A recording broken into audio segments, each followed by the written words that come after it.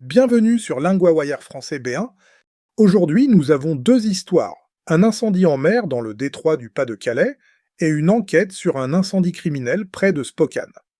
Pour vous aider à comprendre cet épisode, retrouvez les transcriptions, les traductions en anglais et le vocabulaire expliqué sur linguawire.com.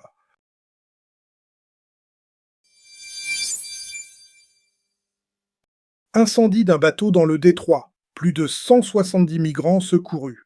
Nous retrouvons maintenant Léa, correspondante de LinguaWire pour Société. Oui, Louis, l'incident s'est produit mardi matin dans le détroit du Pas-de-Calais. Un bateau qui tentait de rejoindre le Royaume-Uni a pris feu en mer. Donc le cœur de l'histoire, c'est à la fois l'incendie et cette traversée très dangereuse de la Manche. Exactement. Les autorités françaises disent que le feu a commencé au niveau du moteur. Ensuite, un grand sauvetage a eu lieu. On parle de combien de personnes au total? Le chiffre a d'abord été donné à 157, puis il a été révisé à 173 migrants secourus. Tous ont été débarqués à Boulogne-sur-Mer, en France. Et il y a eu des blessés? Oui, 11 personnes ont eu des blessures légères. Ce n'est pas décrit comme une catastrophe avec de graves blessures, mais l'incident reste très sérieux. J'imagine que la situation devait être très tendue en mer. Oui, parce que dans la nuit, 5 personnes ont dû être secourues. Les autres ont d'abord refusé l'aide des patrouilles françaises, selon la préfecture maritime. Ça montre à quel point ces traversées sont risquées. Les autorités parlent aussi de réseaux derrière ces départs, n'est-ce pas? Oui, la ministre britannique a dit que cet incident montre les dangers de ces traversées illégales et la dureté des groupes qui les organisent. Côté français, un parquet a ouvert une enquête. Et il y a déjà une personne gardée par la police. Oui, un homme de nationalité égyptienne a été placé en garde à vue dans le cadre de cette affaire.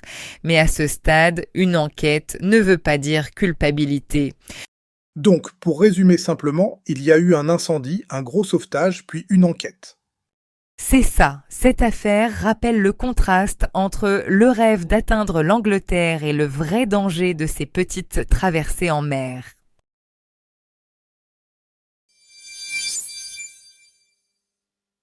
Un homme arrêté pour un grand incendie dans l'État de Washington. Nous retrouvons maintenant Julien, correspondant de LinguaWire pour Actualité. Oui, Louis. À Spokane, dans l'État de Washington, les autorités ont arrêté un homme soupçonné d'avoir mis le feu lors d'un grand incendie de forêt. Et ce n'est pas seulement cette affaire-là, il serait aussi lié à d'autres incendies plus anciens. C'est ce que disent les autorités. Aaron Farinacci, 37 ans, avait déjà été lié à 2 autres enquêtes sur des incendies l'an dernier. Qu'est-ce qui a conduit les enquêteurs vers lui dans le feu actuel? Le shérif du comté de Spokane dit qu'il a été vu à genoux dans l'herbe sur le site du dernier départ de feu. Plus tard, on a retrouvé des allumettes et un briquet sur lui. Donc les autorités ont plusieurs éléments, mais on reste au stade du soupçon. Oui, exactement. Il est arrêté sur suspicion d'incendie criminel, mais cela ne veut pas dire qu'il est reconnu coupable. Dans ce genre d'affaires, la nuance est essentielle. Et sur le terrain, les conséquences sont déjà énormes. Très lourde. Cet incendie est le plus grand des 3 feux autour de Spokane. Plus de 60 000 personnes ont dû évacuer et plus de 700 bâtiments ont été détruits. C'est impressionnant pour une ville de cette taille. Oui, Spokane compte environ 230 000 habitants et les pompiers disent qu'aucun des 3 incendies n'est encore contenu près de la ville. Le gouverneur parle d'une situation vraiment grave. Il a parlé d'une situation cauchemardesque et a dit que cela pourrait être la pire catastrophe naturelle de l'histoire de Spokane. Pour l'instant, aucun décès ni blessé n'est confirmé. C'est donc une affaire à la fois judiciaire et humaine, avec beaucoup d'incertitudes. Oui, et c'est aussi un rappel de la fragilité des villes face aux grands feux, surtout quand plusieurs départs arrivent en même temps.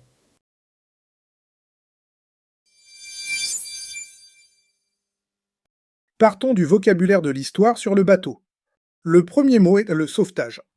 Le sauvetage, c'est l'action d'aider des personnes en danger. Dans l'histoire, il y a eu un grand sauvetage en mer. Exemple. Le sauvetage a été rapide malgré le vent. Le deuxième mot est le détroit. Le détroit, c'est un passage de mer étroit entre deux terres. Dans l'histoire, on parle du détroit du Pas-de-Calais. Exemple. Le bateau est passé par le détroit avant l'incident. Le troisième mot est les patrouilles. Les patrouilles, ce sont des groupes qui surveillent une zone. Dans l'histoire, les patrouilles françaises ont proposé de l'aide. Exemple. Les patrouilles ont surveillé la côte toute la nuit. Maintenant, un point de grammaire, le passé composé avec avoir, on l'utilise pour parler d'une action terminée dans le passé. Exemple. Le bateau a pris feu en mer. Exemple. Les autorités ont ouvert une enquête. Répétez. Les autorités ont ouvert une enquête.